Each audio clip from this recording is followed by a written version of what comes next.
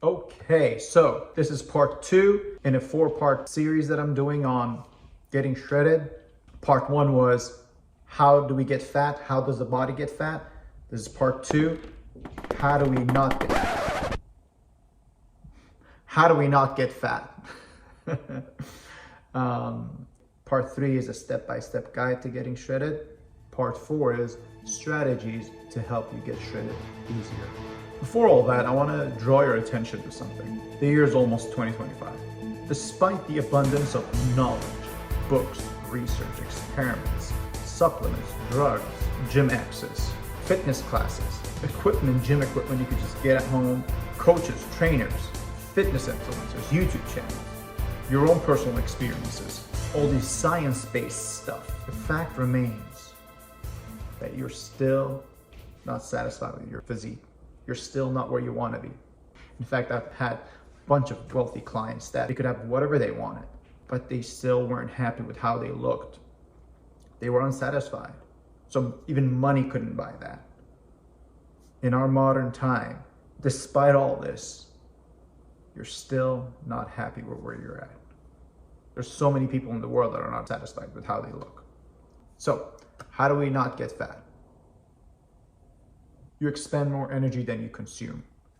And the body does that in 4 ways. We're going to talk about these 4, and we're going to talk about the metabolic adaptation that occurs in each one of these and how to address that as we go through our weight loss journey. Number 1 is your BMR, basal metabolic rate. Number 2, exercise activity thermogenesis.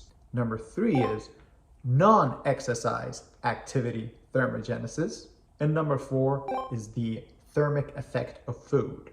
It's a small amount, but we're going to talk about it. So let's talk about number 1, basal metabolic rate, BMR. That's the calories required for your body to function at rest when you're doing absolutely nothing, laying down, and your body just burns. Because your body's a machine, and things are happening in there, and that burns calories. How do we take advantage of this? So how do we make our BMR go up so it could help us in our weight loss, fat loss? The best way to do this is increase your muscle mass. Very simple, not easy, but very simple. So you increase your muscle mass by lifting weights, by resistance training, just working out. However, let's talk about the metabolic adaptation that occurs. So as you lose weight, your body gets smaller, and a smaller body burns less calories at rest.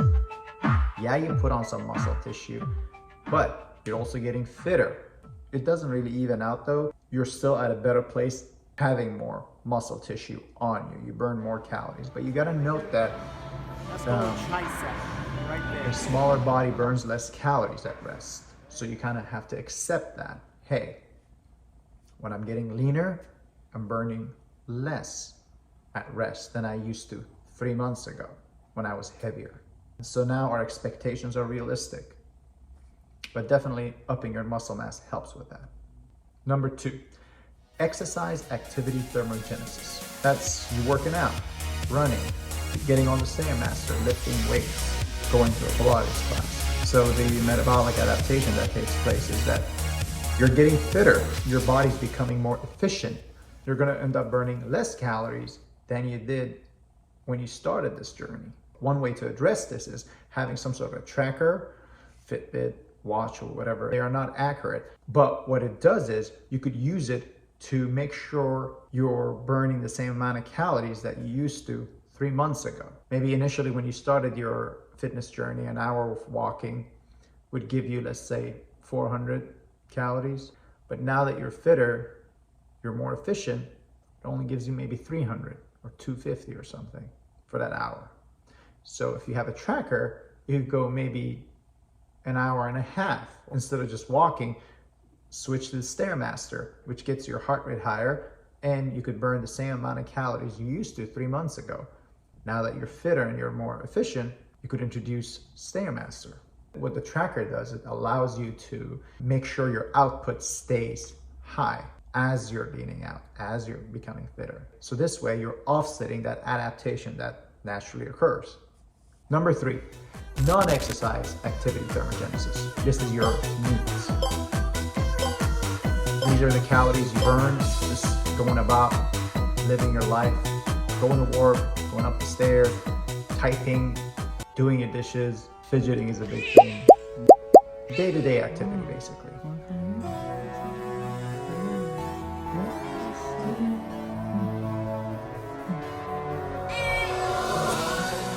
I just got it in your arms tonight. It must have been so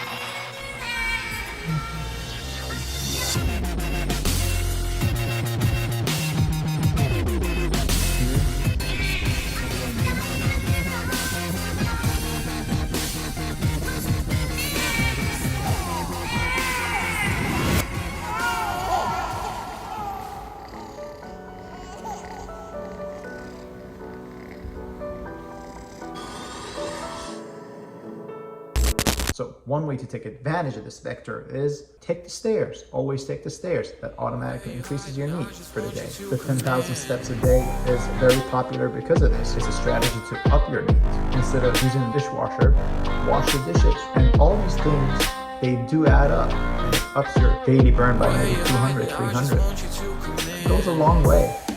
So what's the metabolic adaptation that takes place? Naturally, you're not as fidgety.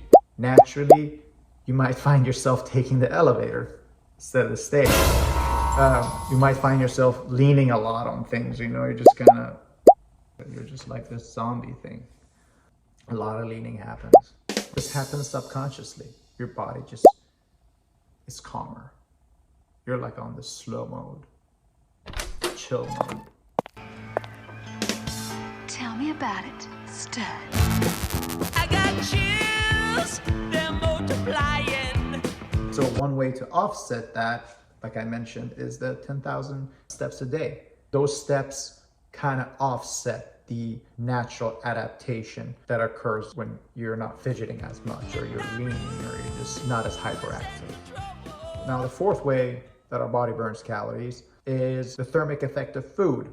This is a small calorie that the body burns digesting and processing that food. It's a small amount. It's not worth taking advantage of, really, but you can.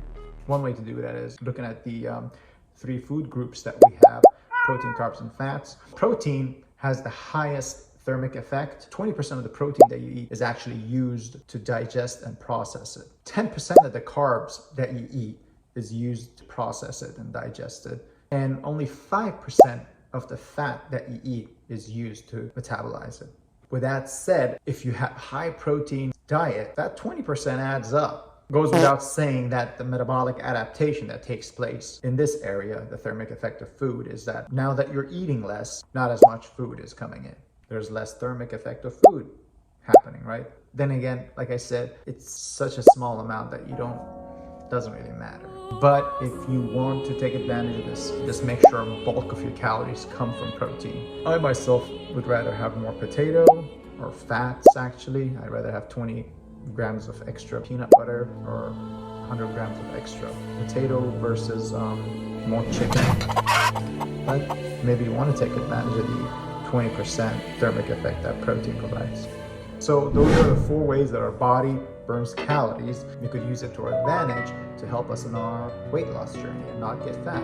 So this video resonates with you, subscribe, like. If you have anything to say, please share in the comment section. Go watch part 3, which is how to get shredded step by step. And with that said, y'all have a powerful day.